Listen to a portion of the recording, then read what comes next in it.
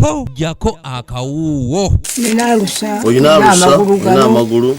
Gonna kugansula bubi ekiro sebaga. Enkya ya leero omubaka wa pulezidenti mu disitulikiti y'e Buikwe Jane Francis Kagaya asinzidde mu lukiiko lw'abasentebe b'ebyalo ebisangibwa mu Nkokonjeru Town Council n'asaba abazadde okunyiikira okukuuma abaana mu kiseera kino naddala ab'obuwala ku bantu abatalina byakukola abayinza okubassa mu bikolwa ebikyamu. Mutegeeza abazadde bakuume abaana ewaka babengeginge mu mirimu egiri productive basiibe nga bakola n'abaana baabwe tusobole okulaba nga abaana bavaawo bakooye era nga tebalina budde busobola kutaayayo kubanga buno obudde buzibu nnyo okukuuma omwana w'omuwala abadde mu senior 3 okumukuuma ewaka okumala ebbanga eddene. Ono alabudde abavubuka b'Enkokonjeru abasiiwuuka empisa ne balumbagana abakuumaddembe nti bandifiira obulamu bwabwe kubanga aba LDU emmundu bazibaweeramu amasasi. Bino ebyokukyokoza security abavubuka batambula okuva ku makya ne bazibya obudde ne bakoowa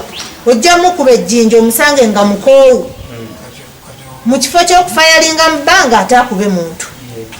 Kaakati nze nsaba abantu baffe bakubira omulanga abavubuka baffe Enkokonjeru security tugiwe ekitiibwa ate naye tugisaba naye wanayinki ekiki. Oluvannyuma waliwo abatuuze abakwasizza RDC emmere okuyamba ku batalina ng'ono naye agikwasizza kamanda wa UPDF mu kitundu kino okugigabira abantu b'ekitundu. Antwala mukisa guno okufuna emmere netuweereddwa omukulu Ssentongo Sali kulidingibwe omukulu ono yennyini awerekere basentebe b'ebyalo mu ttiimu zaffe yonna gye zigenda emmere gyegenda okugabibwa. Oluvannyuma twogeddeko ne Ssentongo Sali Kezaala omu ku bawaddeyo obuyambi n'alambulula embeera y'abantu bakwatiddeko okusinga aba bodaboda. Naye nziruukiridde abantu b'Enkokonjeru Town Council n'obuwunga ttani emu n'ekitundu.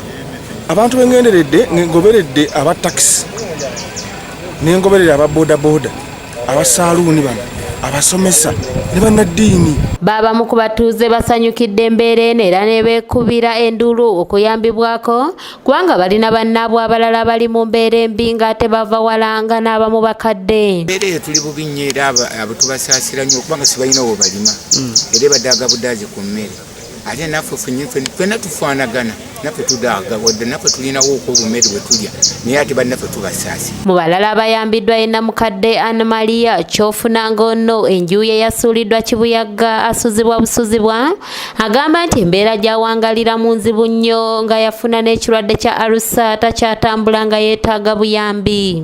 Embeera gy'alimu si nnungi, ennyumba yamukuba ali wano wa mutabani we naye buli ennaku alinawo konna akasukaali ngaako kijanjalo ng'ekyo embeera tuna omukadde kano si nnungi n'amukwatirako naye takyakola era atunda ngoye atale baakaggalawo dda.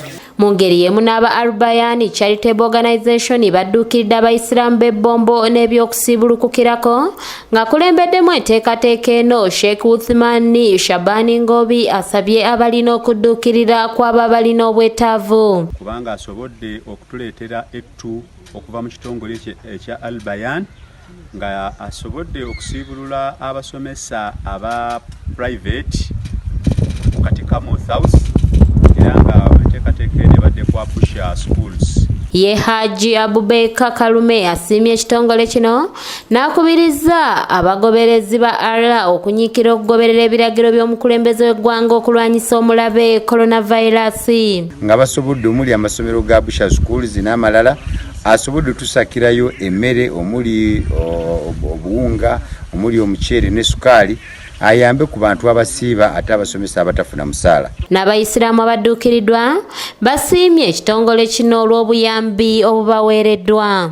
Nebaza Kalume Foundation olw'enteekateeka ennungi ya mukulu Kalume director waffe eyasobola okukwata kye yalina n'akiwaayo. Patirisi Kyewalabye ne Doreen Namubiru be bakusakidde eggulire lino ku lwa ABS Television. Bannayuganda ffenna tugendulire amateeka tusobole okulwanyisa ekirwadde kino mu kaseera kano akazibu ennyo ke tulimu.